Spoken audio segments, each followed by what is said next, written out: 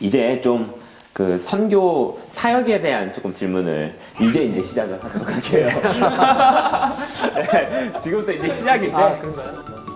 이제 보시는 분들에게 네. 선교지에 대한 약간 베이스적인 정보를 조금 드리면 좋을 것 같아요. 뭔가 현지에서 하고 계신 네. 사역 같은 거를 네. 설명을 조금 해주신다면 어떤 게 있을까요? 우선은 저희가 이제 그 섬기는 지역은 과 폰테인이라는 지역이에요. 네네. 그곳은 저희가 살고 있는 프레토리아에서 승용차로 한 1시간 반 정도 이렇게 걸리는 거리고 한 100km 오. 조금 넘는 것 같아요. 와. 그곳을 섬기고 있고 이제 먼저 이제 그 최문성재님께서 가셔가지고 교회를 개척해 놓은 상태였죠. 그래서 지금 이 모임 집회는 상당히 이렇게 한국적입니다. 그래서 화요일 날 자매 기도회가 있고 그리고 금요일 날 성경 공부 그리고 이제 토요일 날 엠마오 성경 공부를 하고 있고요. 토요일 날은 이제 요즘에 구도자분들이 많이 나오셔서 성도반하고 구도자반을 나눠가지고 이렇게 하고 있고요. 그리고 이제 주일 날은 예배와 말씀과 그리고 오후에는 이제 복음 전하는 그런 시간들을 갖고 있습니다. 그리고 특별히 코로나 이전에는 주일날 오후에 네. 성인들은 복음 집회를 할 때 이제 주일학교를 했었어요. 네네네. 근데 이제 지금은 이제 인원 제한 뭐 이런 부분들 때문에 네. 토요일로 옮겨서 아. 이제 토요 학교가 됐어요. 그래서 이제 토요일 날 성경 공부를 끝난 다음에 그 주일학교를 지금 하고 있습니다. 그래서 저희가 그 전에는 엠마짜니 프라이머리 스쿨이라고 해서 이제 초등학교 교실을 빌려서 네네네. 이제 모였었는데 한 2년 됐죠. 교회 예배당을 지어가지고 오. 이제 거기서 지금 이렇게 모이고 있어요. 그러다 보니까 새로운 아이들이 오면서 지금 이제 주일학교를 시작하고 있습니다. 그럼 이제 그 예배당 근처에 있는 주일 학생들이 모이기 시작한다는 그런 네. 말씀이신 거죠? 네, 참 감사하게 네네. 최문수 형제님이 그 교회 부지로 사신 땅이 네. 이 삼면이 우리나라는 삼면이 바다잖아요. 네. 예, 거기는 삼면이 학교예요. 그래요? 예, 학교 세계 예, 가운데 학교 교회가 세가가 예, 너무 아쉬운 게 코로나만 아니었다면 와. 정말 많은 아이들이 참석하고 더 적극적으로 뭐 이렇게 SABC 팀이라든가 오. 이렇게 와서 보다 효과적으로 사역을 했을 수가 있는데 참 코로나 때문에 지금 조금 아쉬운 사람 부분들이 많이 있죠. 예, 그렇지만 코로나가 이 주님의 선교의 길을 막을 수는 없으니까 허락되는 선에서 이렇게 하고 있죠. 네. 네. 수요일 날 같은 경우는 네네. 이제 저녁에 이제 모이는데 네. 이제 저희가 이제 저녁에 그곳에 가면 상당히 위험해요. 그래서 수요일은 저희가 현지 모임은 베델체플 거기에 이제 나가고 있습니다. 그래서 이제 바로 옆에 있으니까. 근데 이제 남아공의 특징적인 건 뭐냐면 일반적으로 선교라 했을 때 선교는 그 나라에 가서 그 네. 현지인들이 사는 그런 타운에서 같이 그들과 살면서 네. 이렇게 복음을 전하는 일반적인 선교는 우리가 그렇게 생각하잖아요. 그렇죠, 그렇죠. 근데 남아공의 선교는 조금 달라요. 그러니까 저희가 그 과fon테인 지역에서 살 수가 없습니다. 왜 그러냐? 이제 치안 때문에 그래요. 남아공은 이제 그 치안이 안 좋은 나라로 이제 유명하죠. 그렇죠, 그렇죠. 그래서 100m를 걸어갈 때 강도를 2번 만날 수 있는 확률을 갖고 있는 나라가 남아공이에요. 야.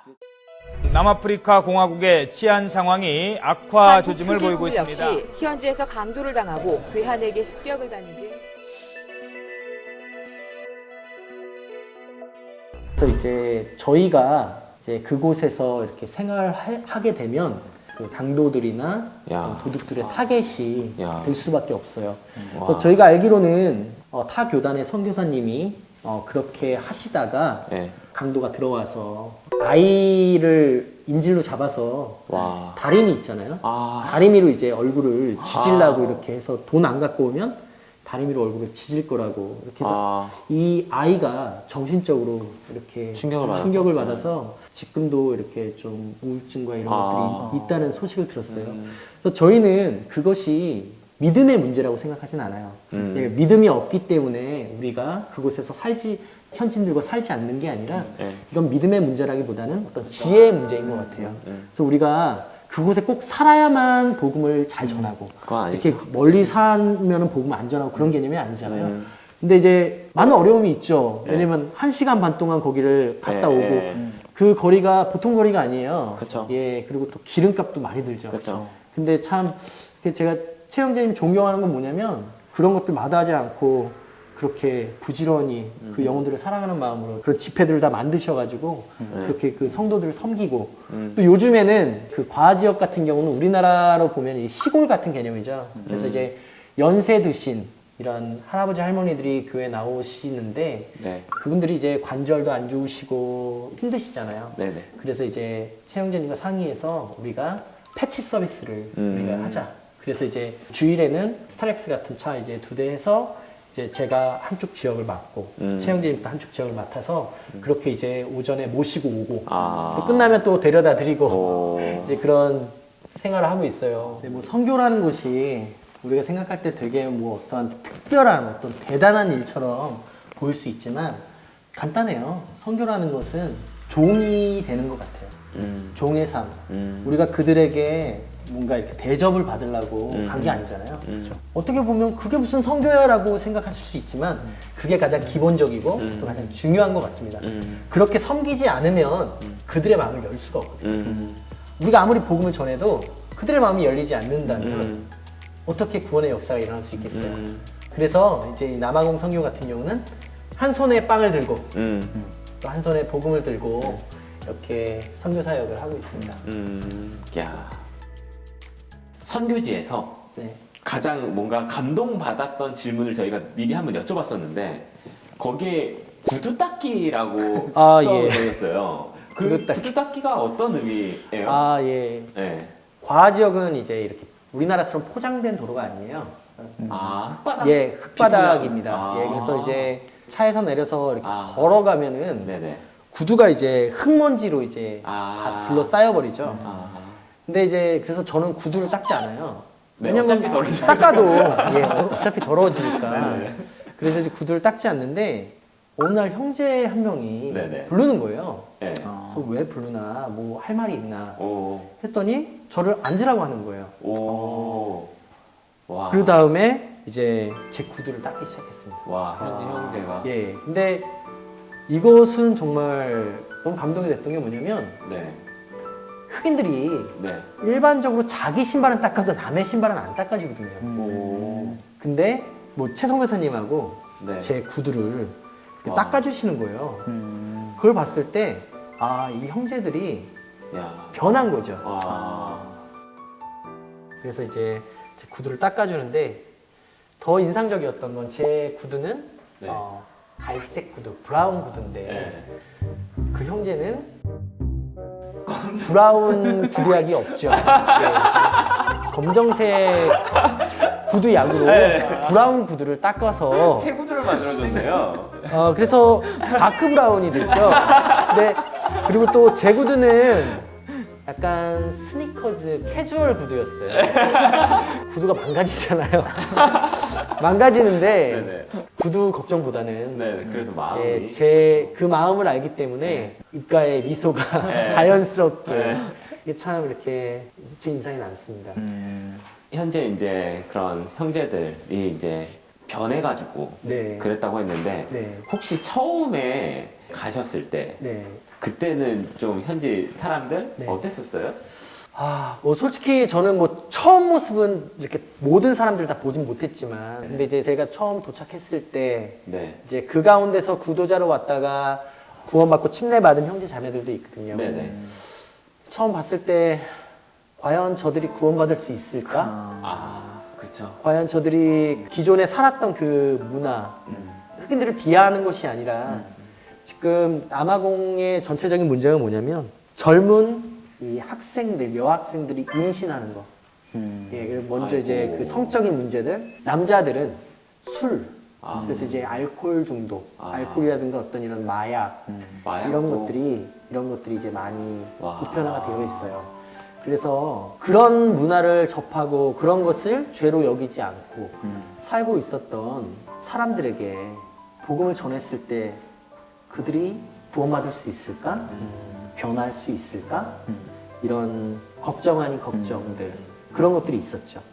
근데 제가 갔을 때는 이미 구원받은 형제 자매들이 있었어요. 예, 그래서 그것이 문제가 아니라 이 사람들이 우리가 생각할 때는 절대 바뀔 수 없다라고 그렇게 생각할 수 있지만 복음, 하나님의 말씀은 이들을 변화시킬 수가 있구나. 그렇죠. 이제 그것을 볼 수가 있었어요. 최문수 형제님 같은 경우 네. 처음에 이제 배달 채플에 이제 나갔었죠. 왜냐면 이제 네. 과학 폰테인 모임이 개척하기 전에. 네네네. 그래서 이제 최문수 형제님이 흑인 지역에 네. 교회를 개척하기를 원한다라고 했더니 네. 남아공 그 현지 모임의 장로 형제들이 네. 이렇게 얘기를 했대요. 거긴 안 돼. 흑인들은 안 돼. 힘들어. 근데 참 감사하게 최문수 형제님이 그 정말 남아공 백인들도 힘들다고 포기했던 그곳에. 그곳에 가서 와. 복음을 전하고 야. 또 이제 처음 가니까 얼마나 많은 시행착오들을 겪었겠어요. 그렇죠. 실패도 하게 되고 또 위험한 상황도 겪게 되고 근데 그런 것들을 다 감당하면서 복음을 전한 거죠. 그랬을 때 믿음은 들음에서 난다고 했던 그 말씀처럼 정말 그 복음의 능력으로 그들이 구원받게 되는 역사들 그리고 하나님의 교회가 그 지역에 세워진 것 야. 이것이 정말 하나님의 놀라운 은혜죠.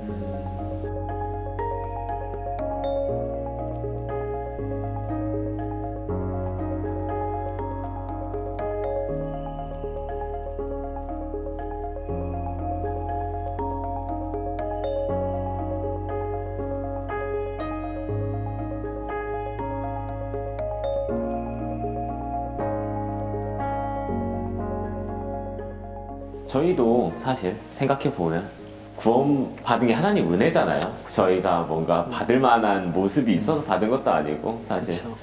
그런 걸로 봤을 때도 충분히 역사가 일어날 수 있겠다 이런 생각도 들고 SABC 같은 경우는 참 그 남아공 선교에 있어서 상당히 중추적인 역할을 했다라고 생각을 합니다.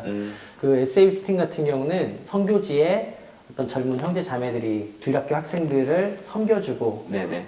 이런 역할들을 이제 감당하고 있고 또 이런 팀을 한국에 있는 청년들이 참석하면서 또 선교지의 상황을 또 이렇게 알고 또 함께 동역할 수 있는 그리고 또 여태까지 지금 과학 폰테인에 있는 지금 젊은 형제들 이 형제들 같은 경우는 진짜 그 SABC 캠프의 열매들이죠. 주일학교 때부터 나와가지고 야. 청년들이 와서 이렇게 섬겨주고 사랑으로 이렇게 대해주는 것들에 아이들이 감동하고 또 그러면서 SABC 팀이 간 이후에도 네. 계속 그 아이들이 연결이 돼서 그리고 또 구원을 받는 역사들 이런 것들이 계속 있어 왔죠.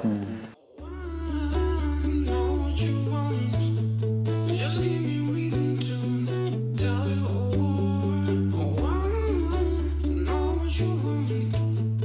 Just give me reason to tell you oh. 참 안타까운 건 지금 이제 코로나 때문에 참 이것이 중지된 상태라는 거. 그래서 계속 저희는 기회가 되면은 이렇게 계속 적은 숫자라도 SABC 캠프를 진행을 하고 싶은데 지금 코로나 때문에 좀 많은 어려움 가운데 있습니다. 슬슬 이제 조금씩 이제 마지막 질문으로 향해 가고 있는데 네네. 선교사님의 앞으로의 삶의 목표가 있다면 아니면 앞으로 인생의 방향 같은 게 있다면 어떤 게 있을까요? 제 삶의 목표는 주님의 그 인도하신 가운데 순종함으로 나아가는 것. 큰 목표는 아니죠. 하지만 저는 그것이 가장 중요하다고 생각을 해요. 그렇죠. 근데 예를 들어서 하나님께서 오른쪽으로 가라고 했을 때 네네. 내가 오른쪽으로 갔으면 좋겠다. 근데 이제 때때로 우리가 주님은 오른쪽으로 가라고 하는데 주님 오른쪽이 아니라 왼쪽입니다. 네. 요나처럼 네, 그쵸. 그렇게 할 때가 있잖아요. 정말 주님이 한 걸음 한 걸음 인도하실 때 그 길을 순종함으로 나아가는 것. 예, 그것이 이제 제 삶의 목표예요. 야, 그래서 선교를 나가셨다는 것 자체가 저희 입장에서 볼 때는 선교사님들은 이미 하나님이 오른쪽으로 가라 했을 때 이제 오른쪽으로 가고 이런 삶을 사시는 분들로 조금 보여지고 정말로 그렇게 생각하고 존경을 하는 마음이 있습니다. 네. 저는 그 어떤 선교사이기 때문에 순종할 수 있다라고 생각하진 않아요. 아, 그럼요. 순종하기 때문에 선교사가 된 거잖아요. 맞죠. 예, 그래서 그것은 아까도 제가 말씀드렸지만 왜 특별하다고 말씀드리지 않냐면 저 같은 사람도 선교사가 됐잖아요. 그러니까 제가 뭐 이렇게 문벌이 좋고 뭐 이렇게 똑똑하고 그런 사람이 아니거든요. 근데 단순해요.